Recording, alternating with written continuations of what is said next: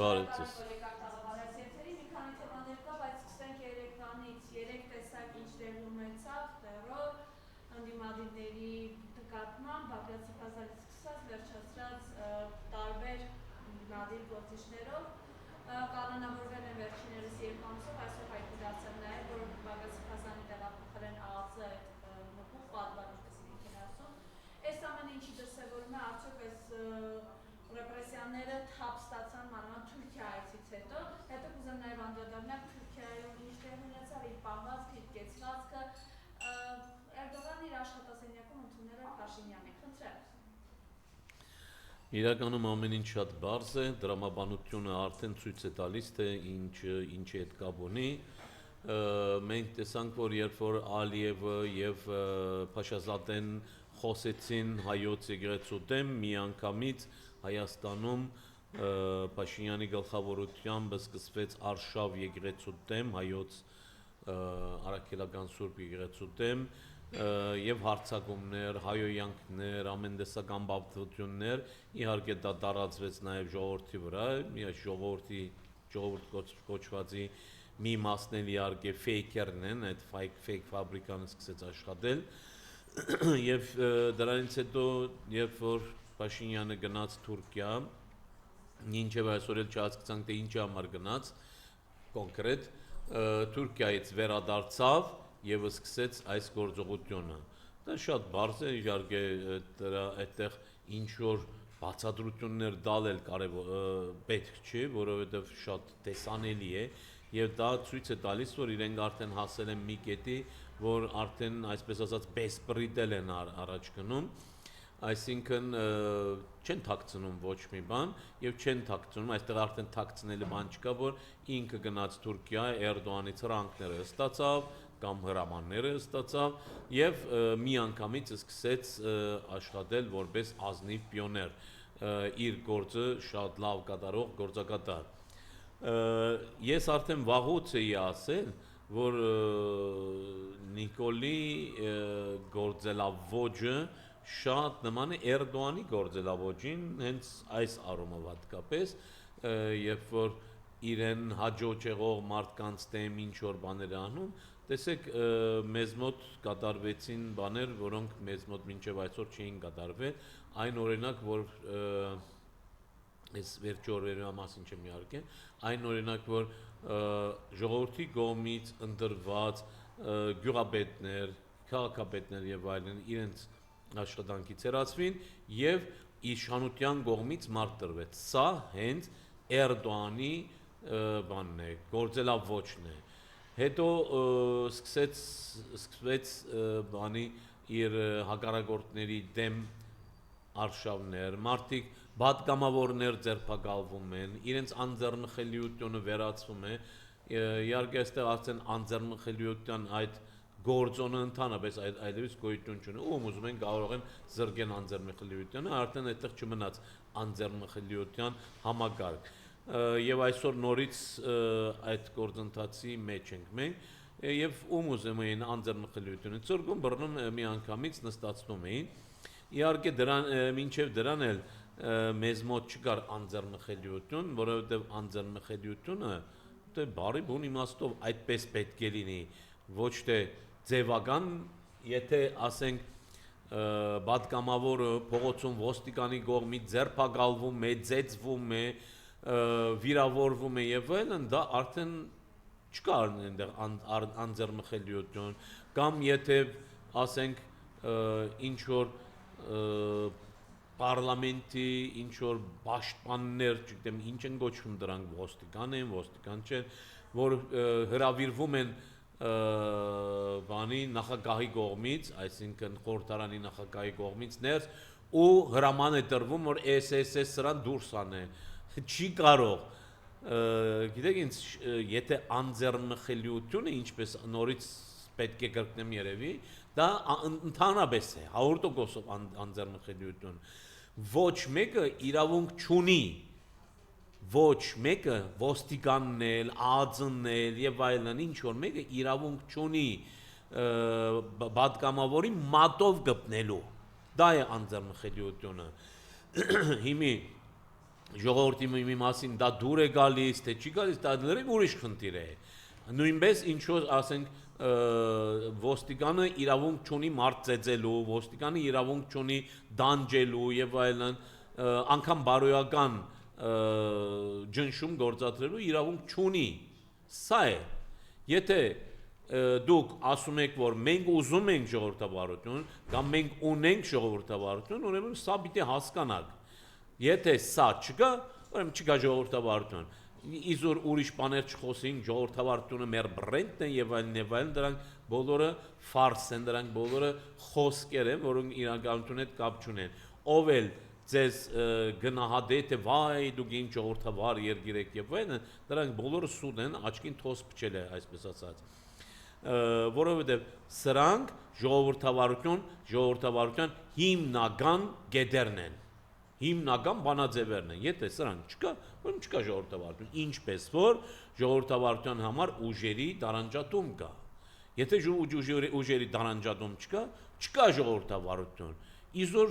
այստեղ խոսել բան չկա։ Եթե ուժերի տարանջատում չկա, եթե մի մարդու ձեռքում է հավաքված ուժերը,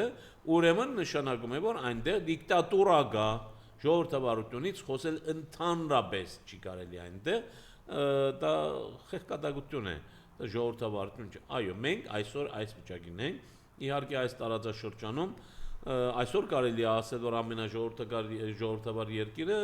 Վրաստանն է այս տարածաշրջանում։ Թուրքիայում էլ չկա, Ադրբեջանում ընդհանրապես գոյություն չունի, իհարկե վաղուց գոյություն չունի, բայց մենք նմանվեցինք հիմա Ադրբեջանին։ Առաջ էլ մի բան չէր, ընդունենք դա, բայց գոնե ինչ որ նորմեր կային, ինչ որ բաներ կային։ Հիմա ընդհանրապես ես կարամ ասեմ, որ Թուրքիայում ավելի լավ է վիճակը այդ առումով, գոնե Թուրքիայում ազատ գործող, ազատ խոսող բաներ կան, դատավորներ կան, դատախազներ կան, իրավաբանական գործիչներ կան, ասենք, այստեղ ընդհանրապես գոյություն չի։ Մեկ է տեսնում եք, որ մարդը ինքը ասում է, որ ուզում եմ այն դատավորին կամ դատախազին չեմ հիշում ոնց ասեց, տեսնեմ, որ իմ խոսքով չի, ոնց թե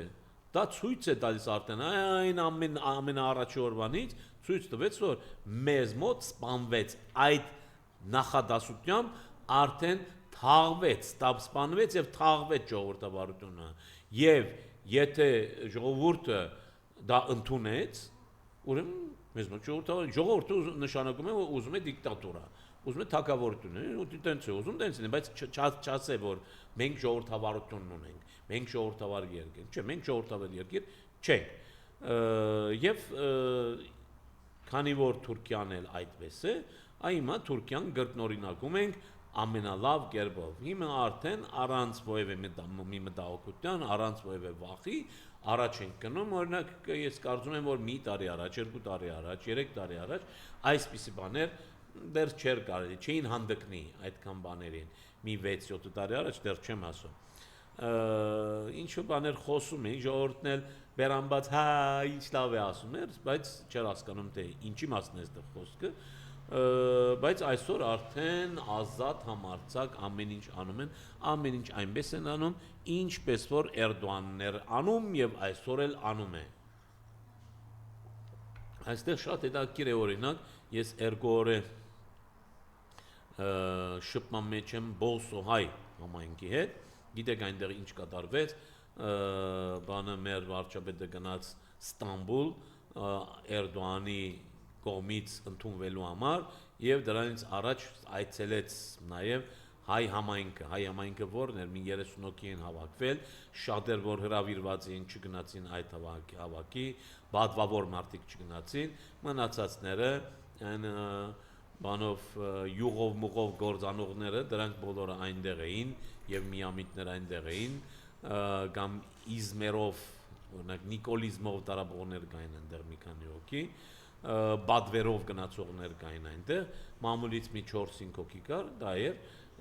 իհարկե դա այդքան էլ դուր չկավ իրեն հետո ինքը բայց գլխավոր խնդիրն էր, որ գնաց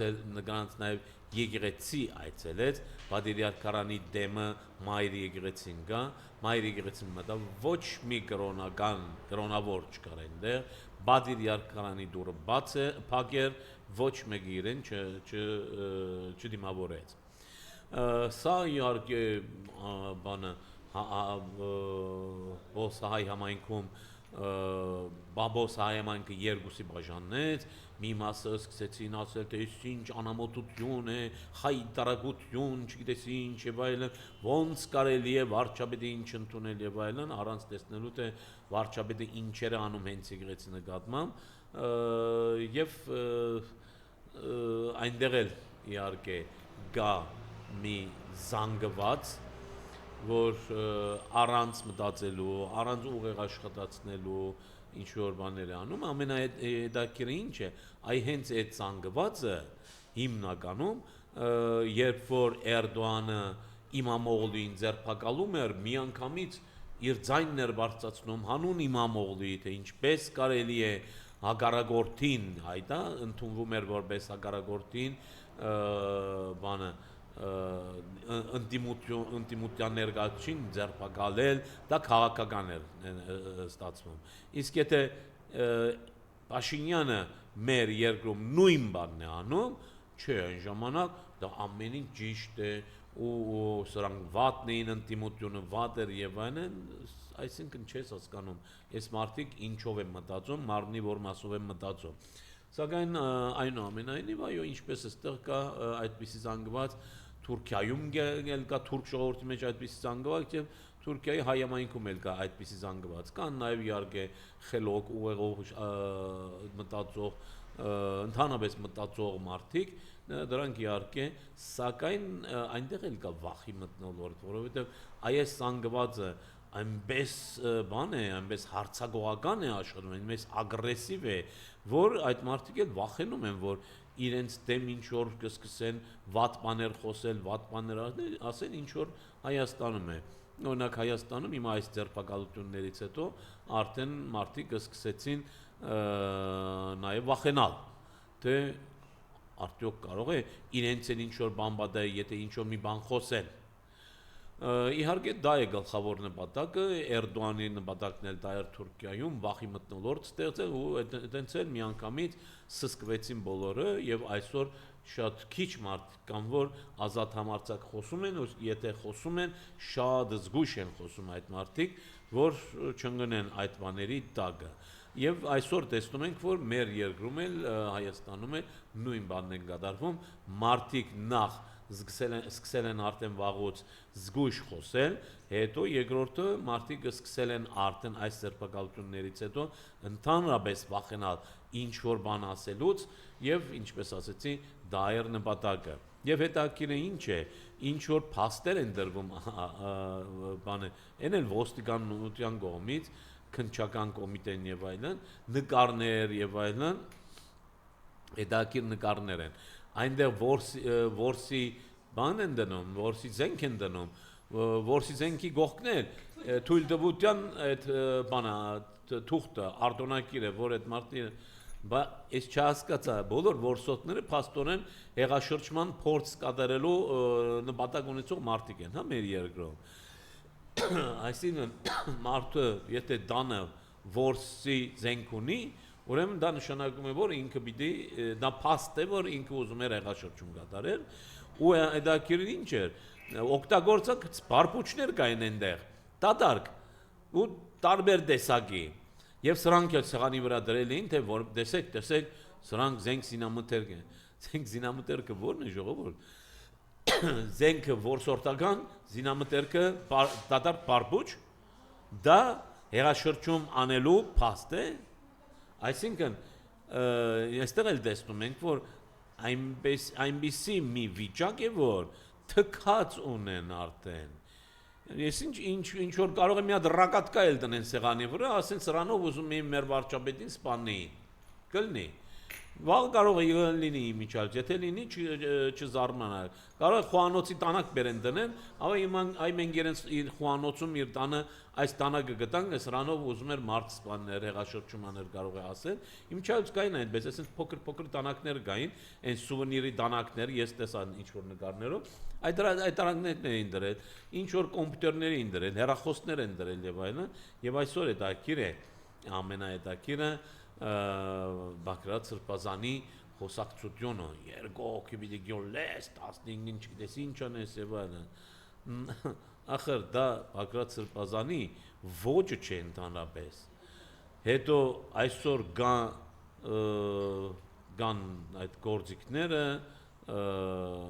այդ ամեն ինչը այդ տեխնոլոգիան որ կարելի է անել կարող ենք ասենք որևէ մեկի Ձեզնից որևէ մեկի ձայնը վերցնել ու ինչ ուզես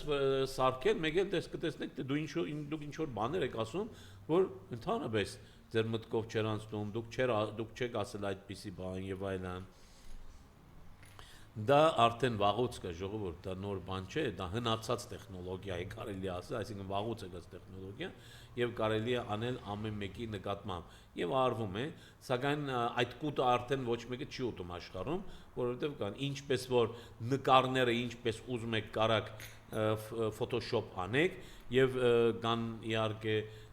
շատ սիրողական մակարդակով արված Photoshop-ներ, իհարկե կան նաև շատ պրոֆեսիոնալ մակարդակով արված Photoshop-ներ, որոնց ճշտությունը որոշելը շատ դժվար է, հատուկ լաբորատորիաներում մասնագետներ պետք է զբաղվեն այդ գործով, որ այո, ճշտեն սա Photoshop է, թե Photoshop չէ, եւ դա էլ 100%-ով չէ։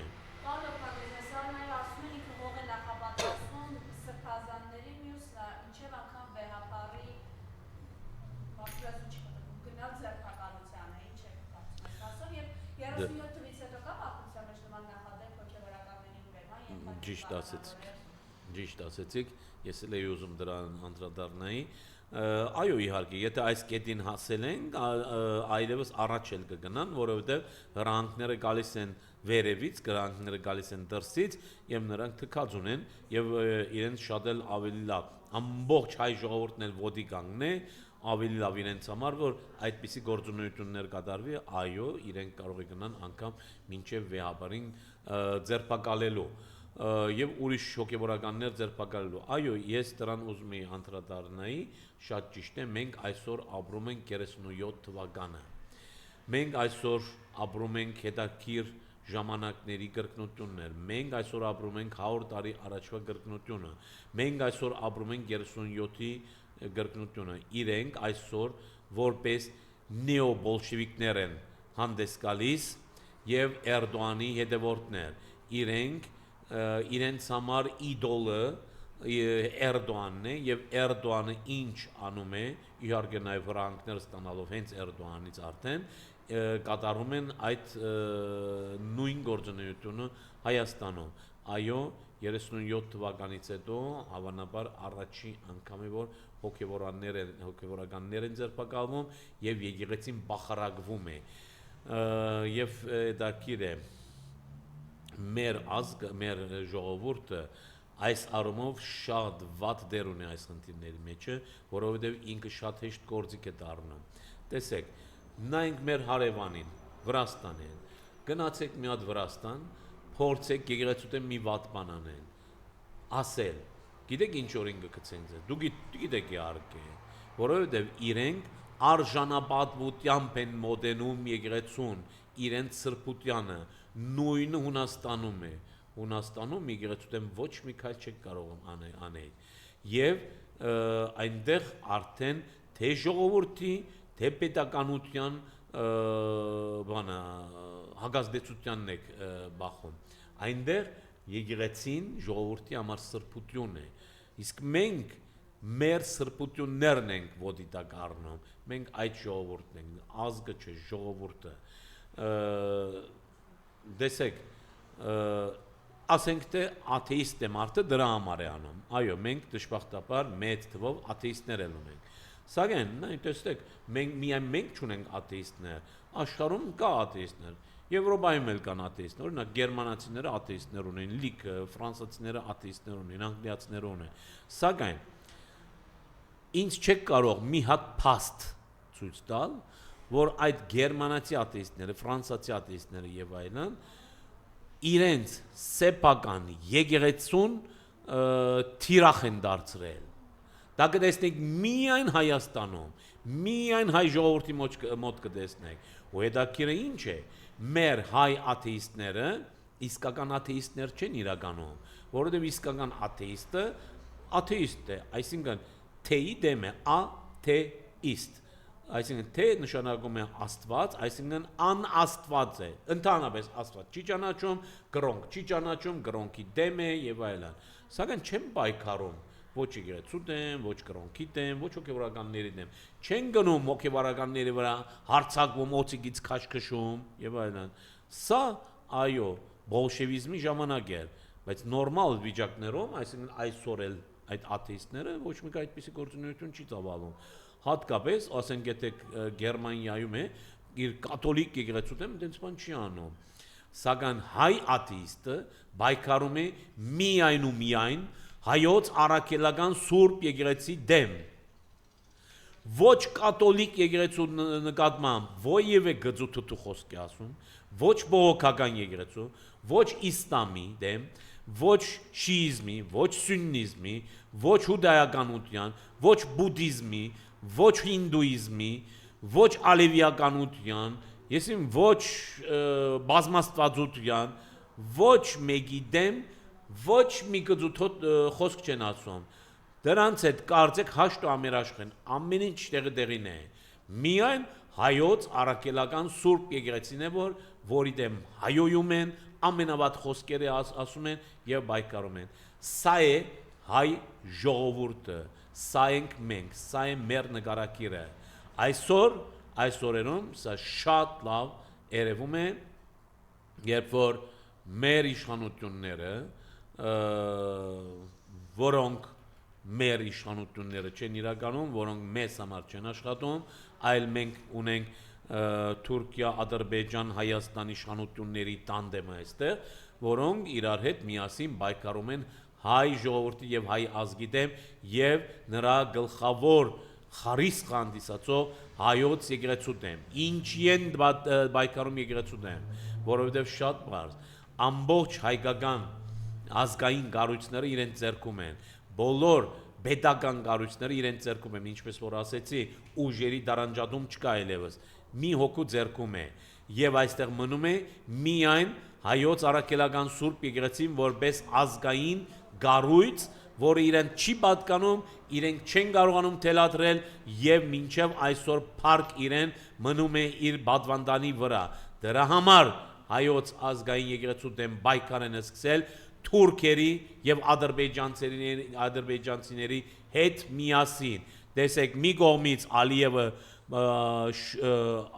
Փաշազադեն եւ մյուս կողմից մեր իշխանությունները պայքարում են հայոց եկեղեցու դեմ։ Ոչ թե ինչ որ մի գրոնքի դեմ եւ այլն, ոչ, մեր հայոց ազգային եկեղեցու դեմ, որովհետեւ նա ազգային եկեղեցի է եւ բոլոր ազգային ինստիտուտների դեմ սկսեցին արշավ եւ առաջ են տանում մնաց միայն ազգային եկեղեցին որպես ազգային ինստիտուտ։ Եվ պարոն Լոկմագյուզյան, այս մասով ինչ կարող եք ասել, որ թուրքական մամուլը հրապարակում էր արել Աննա Հակոբյանի Անտալիա հանգստի մասին, սա ինչպես կմեկնաբանեք։ Ճիշտ ասած, ես մինչև հիմա ես էլ Facebook-ում դրեցի այդ լուրը եւ գրեցի, որ սպասում եմ հերկման։ Մինչև այսօր հերկման մասին բան չկա, նշանակում է, որ ճիշտ էր դա։ Պաստորեն նույն ժամանակ մեր վարչապետի երկարամյա սիրուհին Անտալիա էր գնացել հանգստանալու, նավ, կարող է գնա, ինչ կա որ, սակայն հենց թուրքական թերթերի լավադեղյակ աղբյուրների համեմատ 5 օրում, թե 3 օրում, կարծեմ 5 օր ինչ որ է, $100,000 ծախսել է այդ կինը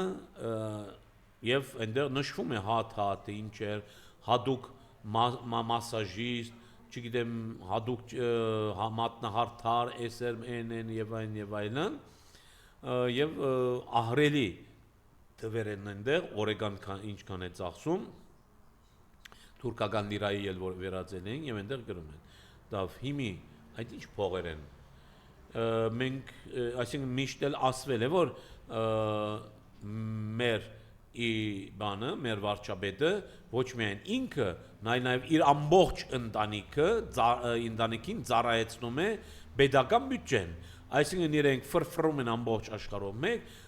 մեր հաշվին մենք ենք փողերը վճարում իրականում միայն վարչապետը պետք է այդ կարելիությունը ունենա ինչի որովհետև ինքը պետական գործերով է գնում կարող է պետական գործերով է գնում իր փոքր աղջիկը մեծ աղջիկը տղեն գինը եւ այլն այդ ինչ պետական գործեր են մեկ հadoop հրավերների ժամանակ այո գիննել իր հետ կարող է գնա այնտեղ մյուս կողմից էլ մյուս նախագահի կամ վարչապետի գիննել կմասնակցի կանայք իրար հետ ինչ որ բաներ կսպաղվեն տղամարդիկ իրար հետ պետական գործերով կսպաղվեն դա կլինի իհարկե բայց ոչ ամբողջ ընտանիքով այստեղ գնալ այնտեղ գնալ հենց հյուրանոցներում լուքս հյուրանոցներում մանգալ ուտել խմել ծախսել արևտրներ անել եւ այլն այն ժողովրդի հաշվին նորից եմ գրկնում ժողովուրդ եթե դուք ինձ լսում եք այստեղից ոչ միայն ազգ այլ նաեւ ժողովուրդը սա ձեր հաշվին է հասկացեք ի վերջո նախկիններն էլ իհարկե չնայած այլ է նախկին ով ասեց որ նախկին չէ հենց Տևոն Տեր-Պետրոսյանի ժամանակից քաղաքականության մեջ եղող մարդը նոր մարդ չէ այլ նախկին է սակայն ասենք նախկինները ասենք նախկին ղեկավարները նախկին ղեկավարներն են ինչ որ բաներ էին անում բայց այսպիսի չէին անում այսքան չէին անում ոչ մեկի գինը չէր գնում 3-4 օրում Անտալիայում $100,000 ծախսե բեդուտյան հաշվին ես հիմա կարծեք թե լսում եմ ինչ որ մարդկանց որոնք ասում են թե կարող է բեդուտյան հաշվին չի ծախսել իր հաշվին է ծախսել հիմա ես հարց եմ տալիս լուրջ եք ասում դա ուրեմն մեր վարչապետը արդեն այնքան հարստացել է որ գինը կարող է մի քանի օրում $100,000 ծախսե այդպես է որտեղից այդ փողը այդ ինչքան է աշխատում մեր վարչապետը բա այդ նախկին գոչվածների հաշիվները անում եք ով ինչ է գնում որտեղ ինչ է ուտում խմում ինչ խանութ ունի ինչ մեքենա ունի ինչ տուն ունի հաշվում եք բա սրան ինչի՞ չեք հաշվում $100,000 տեսել եք դուք միանգամից քանի օքի է տեսել ես վստահ եմ որ ժողովրդի 100%-ն էլ չի տեսել $100,000 ինչպես ես չեմ տեսել հատուկ մարդիկ կան ասենք բիզնեսմեններ եւ այլն նրանք տեսել են միանգամից $100,000 այն էլ ոչ թե ուրիշի ձեռքում այլ իրենց ձեռքում այն էլ մի քիչ երկար ժամանակ ոչ թե այստեղ բացնեն այստեղ դնեն $100,000 ես վստահ եմ ժողովրդի 100%-ն էլ չի տեսել այդ $100,000 ձեր չտեսած $100,000 մի քանի օրում ծախսում է այդ կինը որտեղից այդ փողը ինչից աշխատեց այդ փողերը հա մենք գիտենք որ ինքը երկու հատ բան ունի foundation ունի բանը մարդասիրական կարծեք թե ուր են գնում այդ փողերը մենք շատ էլ լավ գիտենք որ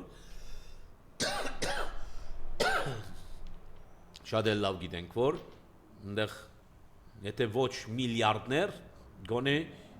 բազմաթիվ միլիոններ կան այնտեղ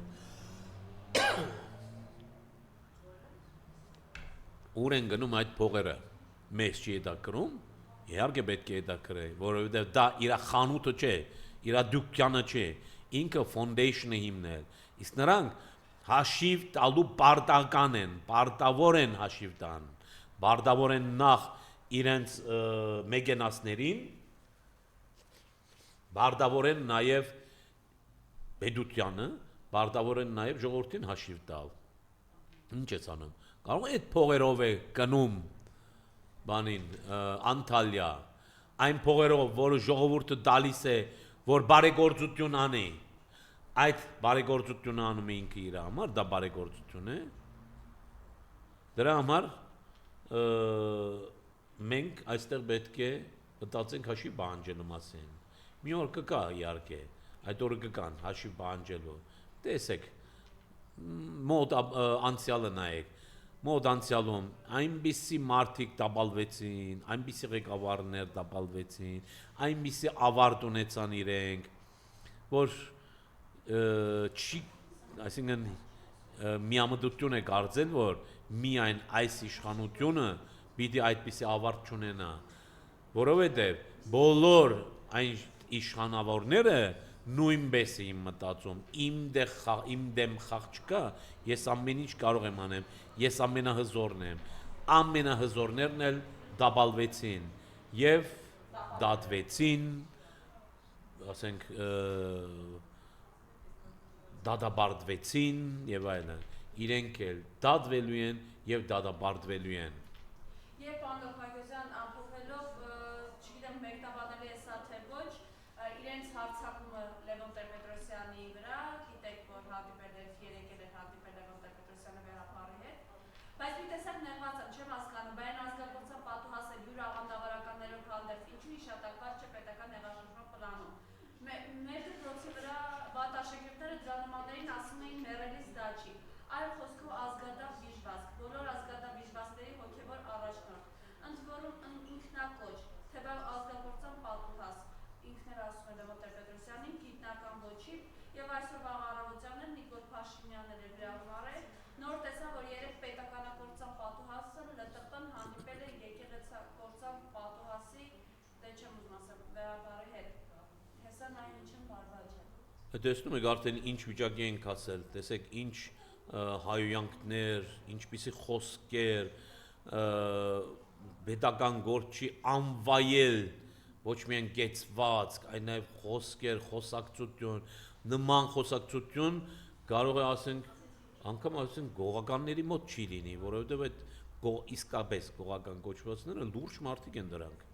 Այն են, որ սերիալներում որ ցույց են տալիս, ջանակ ես կես տենց բան, դենց չեն այդ մարդիկ ծանրագշիր մարդիկ են, իսկականներ այն բաները, այն փողոցի ինչ-որ լակոտների մասին չեն խոսում, սակայն սրանք իրենց այդպես են ցույց տալիս, գացեք թե թաղի փողոցի ամենավերջին այդ ինչն եմ ասեմ,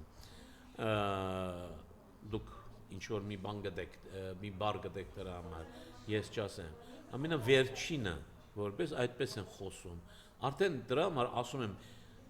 այսպես ասած, բեսպրիդելի է հասել այդ վիճակը, եւ իրենք շատ ապահով են զգում, բայց նորից եմ գրկնում, այդ բոլոր դաբալվածները իրենց շատ ուժեղ են զգում եւ հենց իրենց ամենաուժեղ զգացած ժամանակ դաբալվեցին։ Մյուս կողմից Լևոն Տեր-Պետրոսյանի հետ կապված ես այնքան միամիտ չեմ, որ այդ ամբողջ խաղը ընդունեմ որպես իրականություն, սրանք խաղեր են իրար մեջ թատրոն են խաղում, ինքը Լևոն Տեր-Պետրոսյանի թևերի տակ մեծացած մարդ է եւ ես 100% վստահ եմ, որ ինքը դեռ այսօր Լևոն Տեր-Պետրոսյանի հետ գապ ունի։ Ընդհանրապես Լևոն Տեր-Պետրոսյանը այս տարածաշրջանում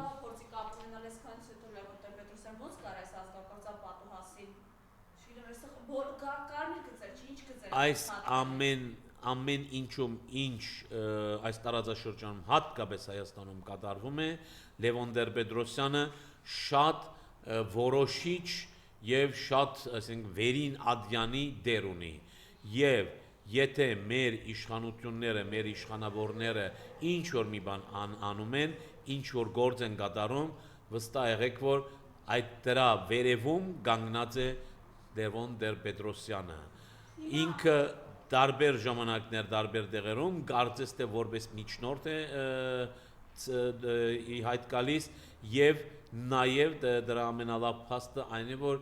տարբեր երկրների ներկայացուցիչներ, դեսպաններ եւ այլն ժամանակ առ ժամանակ գնում են Լևոն Տեր-Պետրոսյանի հետ ինչ որ տեսակցություններ ունեն։ Այսինքն այդ մարդը ինչ որ մի բան Իրանից ներկայացնում է այս տարածաշրջանում Հայաստանում, դրա համար գնում են իր մոտ։ Ինչի ուրիշի մոտ չեն գնում, այլ իր մոտ են գնում։ Սա ամենալավ պատասխանն է դրան։ Եվ ամփոփելով Աննա Հակոբյանի վերջին դասախոսությանն է պատրաստվում Հայաստանում, հեռանում է ուսանելու նպատակով 2 տարով Չինաստան, յուրօրինակ փախուստի ձև ասում են դուք ինչ տեսակետ ունեք։ Իհարկե իրենց ծրագիրները ինչ են, ես չեմ կարող այստեղ ասեմ, ես գուշակ չեմ եւ երբեք չեմ ուզում գուշակություն անեմ, բայց ամեն մի քայլ, որ իրենք կատարում են, անպայման իր նպատակը ունի, ամեն մի քայլ վերևից եկած մի հրահանգ է, մի ծրագիր է, որը իրենց տրված է, որը իրենք կատարում են շատ լավ ձևով։ Իրենք հիմար չեն, աբուշ չեն, դեբիլ չեն, ինչպես անկարող չեն, ինչպես շատերը կարծում են, ոչ իրենք շատ խելոք են, հատկապես Աննա Հակոբյանը, ինքը շատ խելոք է եւ ինքը այս գործերի մեջ շատ կարևոր դեր ունի եւ գլխավոր դերերից մեկը ունի իմիջիալոց կարելի ասել։